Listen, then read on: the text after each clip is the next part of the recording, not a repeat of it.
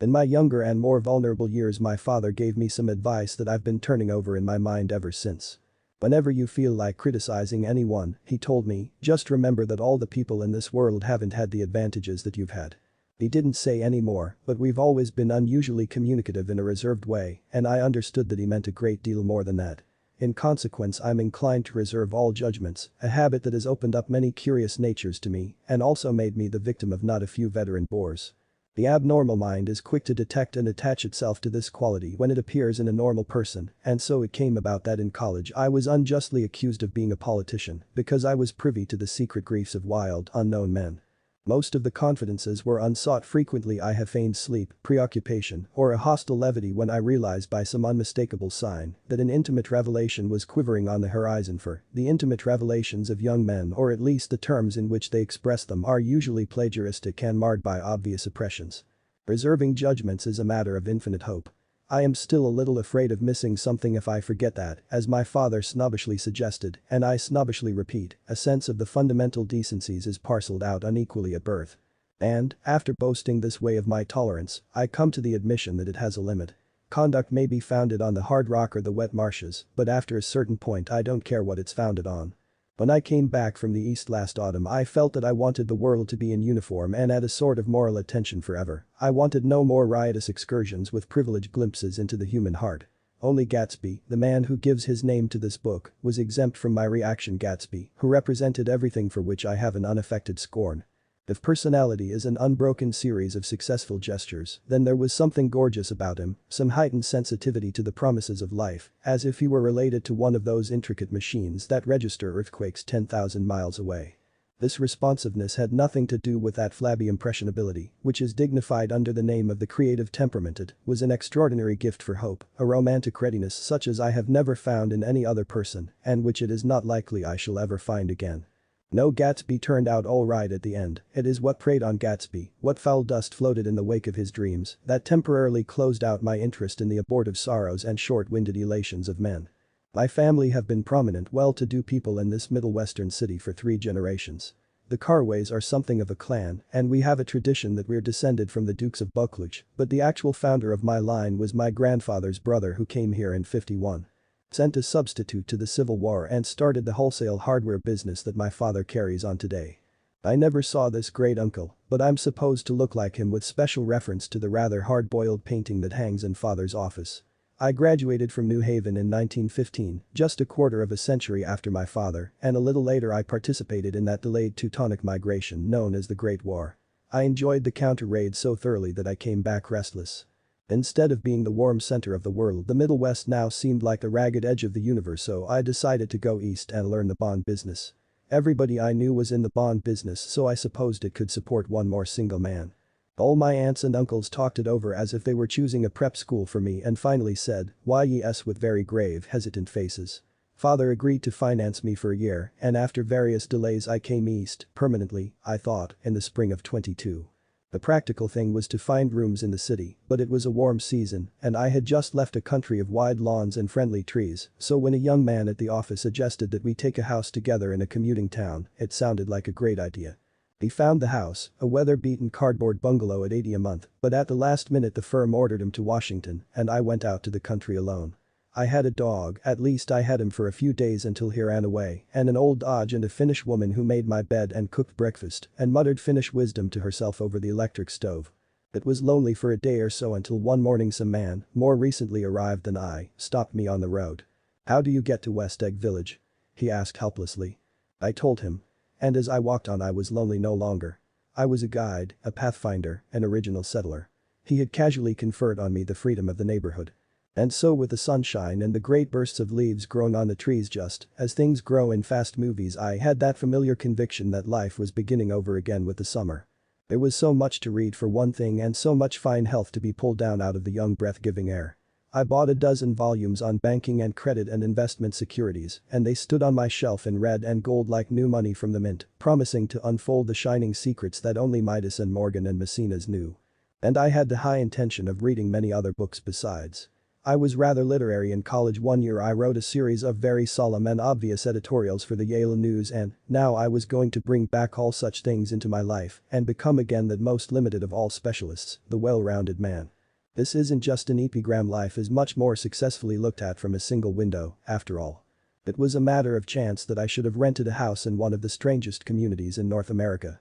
It was on that slender riotous island which extends itself due east of New York and where there are, among other natural curiosities, two unusual formations of land.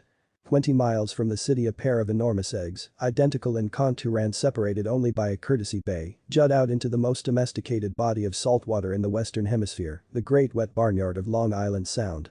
They are not perfect ovals like the egg in the Columbus story, they are both crushed flat at the contact end, but their physical resemblance must be a source of perpetual confusion to the gulls that fly overhead.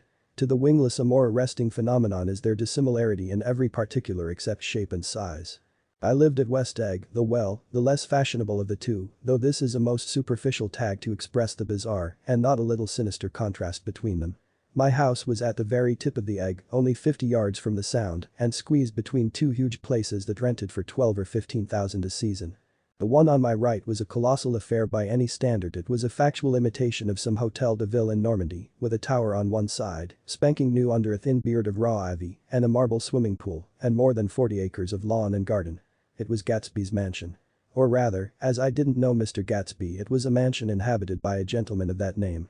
My own house was an eyesore, but it was a small eyesore, and it had been overlooked, so I had a view of the water, a partial view of my neighbor's lawn, and the consoling proximity of millionaires, all for $80 a month.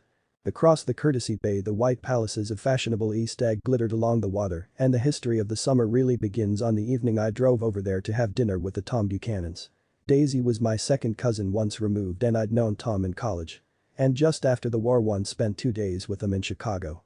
Her husband, among various physical accomplishments, had been one of the most powerful ends that ever played football at New Haven, a national figure in a way, one of those men who reach such an acute limited excellence at 21 that everything afterward savors of anticlimax. His family were enormously wealthy even in college, his freedom with money was a matter for reproach, but now he'd left Chicago and come east in a fashion that rather took your breath away. For instance, he'd brought down a string of polo ponies from Lake Forest. It was hard to realize that a man in my own generation was wealthy enough to do that. Why they came east I don't know. They had spent a year in France, for no particular reason, and then drifted here and there unrestfully wherever people played polo and were rich together. This was a permanent move, said Daisy over the telephone, but I didn't believe it. I had no sight into Daisy's heart, but I felt that Tom would drift on forever, seeking a little wistfully for the dramatic turbulence of some irrecoverable football game. And so it happened that on a warm windy evening, I drove over to East Egg to see two old friends whom I scarcely knew at all.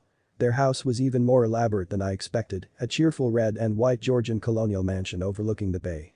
The lawn started at the beach and ran toward the front door for a quarter of a mile, jumping over sundials and brick walks and burning gardens. Finally, when it reached the house, drifting up the side in bright vines, as though from the momentum of its run. The front was broken by a line of French windows, glowing now with reflected gold and wide open to the warm windy afternoon, and Tom Buchanan in riding clothes was standing with his legs apart on the front porch. He had changed since his New Haven years. Now he was a sturdy, straw-haired man of 30 with a rather hard mouth and a supercilious manner. Two shining arrogant eyes had established dominance over his face and gave him the appearance of always leaning aggressively forward.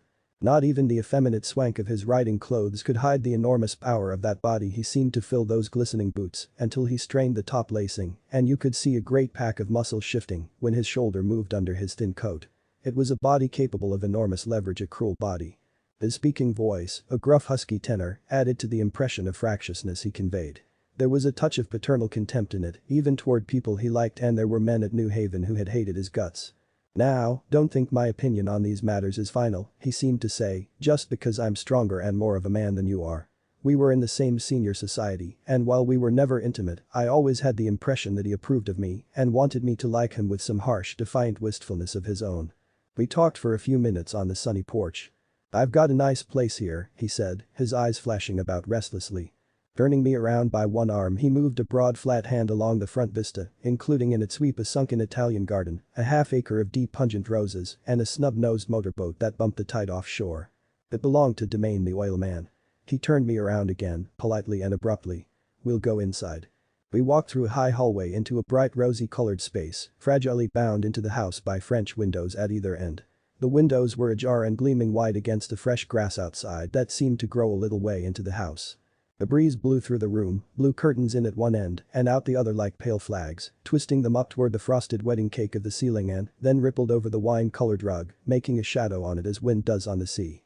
The only completely stationary object in the room was an enormous couch on which two young women were buoyed up as though upon an anchored balloon. They were both in white and their dresses were rippling and fluttering as if they had just been blown back in after a short flight around the house. I must have stood for a few moments listening to the whip and snap of the curtains and the groan of a picture on the wall. Then there was a boom as Tom Buchanan shut the rear windows and the caught wind died out about the room and the curtains and the rugs and the two young women ballooned slowly to the floor. The younger of the two was a stranger to me. She was extended full length at her end of the divan, completely motionless and with her chin raised a little as if she were balancing something on it which was quite likely to fall. If she saw me out of the corner of her eyes she gave no hint of it indeed, I was almost surprised into murmuring an apology for having disturbed her by coming in. The other girl, Daisy, made an attempt to rise. She leaned slightly forward with a conscientious expression, then she laughed, an absurd charming little laugh, and I laughed too and came forward into the room. I'm paralyzed with happiness. She laughed again, as if she said something very witty, and held my hand for a moment, looking up into my face, promising that there was no one in the world she so much wanted to see. That was a way she had. She hinted in a murmur that the surname of the balancing girl was Baker. I've heard it said that Daisy's murmur was only to make people lean toward her, an irrelevant criticism that made it no less charming. At any rate, Miss Baker's lips fluttered, she nodded at me almost imperceptibly and then quickly tipped her head back again. The object she was balancing had obviously tottered a little and given her something of a fright. Again a sort of apology arose to my lips. Almost any exhibition of complete self-sufficiency draws a stunned tribute from me. I looked back at my cousin who began to ask me questions in her low, thrilling voice. It was the kind of voice that the ear follows up and down, as if each speech is an arrangement of notes that will never be played again.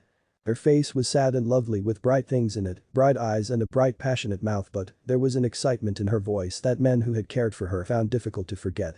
A singing compulsion, a whispered listen, a promise that she had done gay, exciting things just a while since and that there were gay, exciting things hovering in the next hour. I told her how I had stopped off in Chicago for a day on my way east and how a dozen people had sent their love through me. "Do they miss me?" she cried ecstatically. "The whole town is desolate. All the cars have the left rear wheel painted black as a mourning wreath and there's a persistent wail all night along the North Shore. How gorgeous. Let's go back, Tom. Tomorrow." Then she added irrelevantly, "You ought to see the baby." "I'd like to." "She's asleep. She's 2 years old. Haven't you ever seen her?" "Never." "Well, you ought to see her. She's..." Tom Buchanan, who had been hovering restlessly about the room, stopped and rested his hand on my shoulder. "What you doing, Nick?" "I'm a bond man." "Who with?" I told him. "Never heard of them," he remarked decisively. This annoyed me. "You will," I answered shortly. "You will if you stay in the East." "Oh, I'll stay in the East, don't you worry," he said, glancing at Daisy and then back at me, as if he were alert for something more. "I'd be a goddamned fool to live anywhere else." At this point Miss Baker said absolutely. With such suddenness that I started. It was the first word she uttered since I came into the room. Evidently it surprised her as much as it did me, for she yawned and with a series of rapid, deft movements stood up into the room. "I'm stiff," she complained. "I've been lying on that sofa for as long as I can remember." "Don't look at me," Daisy retorted. "I've been trying to get you to New York all afternoon." "No, thanks," said Miss Baker to the 4 cocktails just in from the pantry, "I'm absolutely in training." Her host looked at her incredulously. "You are?" He took down his drink as if it were a drop in the bottom of a glass. "How you ever get anything done is beyond me." I looked at Miss Baker wondering what it was she got done. I enjoyed looking at her. She was a slender, small-breasted girl with an erect carriage which she accentuated by throwing her body backward at the shoulders like a young cadet. Her gray sun-strained eyes looked back at me with polite reciprocal curiosity out of a wan, charming, discontented face. It occurred to me now that I had seen her, or a picture of her, somewhere before. "You live in West Egg," she remarked contemptuously. "I know somebody there." "I don't know a single." "You must know Gatsby." "Gatsby?" demanded Daisy. "What Gatsby?" Before I could reply that he was my neighbor, dinner was announced. Wedging his tense arm imperatively under mine, Tom Buchanan compelled me from the room as though he were moving a checker to another square. Slenderly, languidly, their hands set lightly on their hips, the two young women preceded us out onto a rosy-colored porch open toward the sunset where 4 candles flickered on the table in the diminished wind. Why candles? Objected Daisy, frowning. She snapped them out with her fingers. In 2 weeks it'll be the longest day in the year. She looked at us all radiantly. Do you always watch for the longest day of the year and then miss it? I always watch for the longest day in the year and then miss it. We ought to plan something, yawned Miss Baker, sitting down at the table as if she were getting into bed. All right, said Daisy. What'll we plan? She turned to me helplessly. What do people plan? Before I could answer, her eyes fastened with an odd expression on her little finger. Look. She complained. I heard it. We all looked. The knuckle was black and blue. You did it, Tom, she said accusingly. I know you didn't mean to, but you did do it. That's what I get for marrying a brute of a man, a great big hulking physical specimen of a. I hate that word hulking, objected Tom crossly, even in kidding. Hulking, insisted Daisy. Sometimes she and Miss Baker talked at once, unobtrusively and with a bantering inconsequence that was never quite chatter, that was as cool as their white dresses and their impersonal eyes in the absence of all desire. They were here and they accepted Tom and me, making only a polite pleasant effort to entertain or to be entertained. They knew that presently dinner would be over and a little later the evening too would be over and casually put away. It was sharply different from the West where an evening was hurried from phase to phase toward its close in a continually disappointed anticipation or else in sheer nervous dread of the moment itself. You make me feel uncivilized, Daisy, I confessed on my second glass of corky but rather impressive claret. Can't you talk about crops or something? I meant nothing in particular by this remark, but it was taken up in an unexpected way. Civilization's going to pieces, broke out Tom violently. I've gotten to be a terrible pessimist about things. Have you read The Rise of the Colored Empires by this man Goddard? Why, no, I answered, rather surprised by his tone. Well, it's a fine book and everybody ought to read it. The idea is if we don't look out the white race will be utterly submerged. It's all scientific stuff, it's been proved. Tom's getting very profound, said Daisy with an expression of unthoughtful sadness. He reads deep books with long words in them. What was that word we? Well, these books are all scientific, insisted Tom, glancing at her impatiently. This fellow has worked out the whole thing. It's up to us who are the dominant race to watch out or these other races will have control of things. We've got to beat them down, whispered Daisy, winking ferociously toward the fervent sun. You ought to live in California, began Miss Baker, but Tom interrupted her by shifting heavily in his chair. This idea is that we're Nordics. I am, and you are, and after an infinitesimal hesitation he included Daisy with a slight nod and she winked at me again. And we've produced all the things that go to make civilization, science and art and all that. Do you see? There was something pathetic in his concentration as if his complacency, more acute than of old, was not enough to him anymore. When, almost immediately, the telephone rang inside and the butler left the porch, Daisy seized upon the momentary interruption and leaned toward me. I'll tell you a family secret, she whispered enthusiastically. It's about the butler's nose. Do you want to hear about the butler's nose? That's why I came over tonight. Well, he wasn't always a butler, he used to be the silver polisher for some people in New York that had a silver service for 200 people. He had to polish it from morning till night until finally it began to affect his nose. Things went from bad to worse, suggested Miss Baker. Yes. Things went from bad to worse until finally he had to give up his position. For a moment the last sunshine fell with romantic affection upon her glowing face, her voice compelled me forward breathlessly as I listened, then the glow faded, each light deserting her with lingering regret like children leaving a pleasant street at dusk. The butler came back and murmured something close to Tom's ear, whereupon Tom frowned, pushed back his chair and without a word went inside. As if his absence quickened something within her, Daisy leaned forward again, her voice glowing and singing. I love to see you at my table, Nick. You remind me of a rose, an absolute rose. Doesn't he? She turned to Miss Baker for confirmation. An absolute rose. This was untrue. I am not even faintly like a rose. She was only extemporizing, but a stirring warmth flowed from her, as if her heart was trying to come out to you concealed in one of those breathless thrilling words. Then suddenly she threw her napkin on the table and excused herself and went into the house. Miss Baker and I exchanged a short glance consciously devoid of meaning. I was about to speak when she sat up alertly and said "sh" in a warning voice. A subdued impassioned murmur was audible in the room beyond and Miss Baker leaned forward, unashamed, trying to hear. The murmur trembled on the verge of coherence, sank down, mounted excitedly, and then ceased altogether. This Mr. Gatsby you spoke of is my neighbor, I said. Don't talk. I want to hear what happens. Is something happening? I inquired innocently. You mean to say you don't know? Said Miss Baker, honestly surprised. I thought everybody knew. I don't. Why, she said hesitantly, Tom's got some woman in New York. Got some woman? I repeated blankly. Miss Baker nodded. She might have the decency not to telephone him at dinner time. Don't you think? Almost before I had grasped her meaning there was the flutter of a dress and the crunch of leather boots and Tom and Daisy were back at the table. "It couldn't be helped," cried Daisy with tense gaiety. She sat down, glanced searchingly at Miss Baker and then at me and continued. "I looked outdoors for a minute and it's very romantic outdoors. There's a bird on the lawn that I think must be a nightingale come over on the Cunarder White Star Line.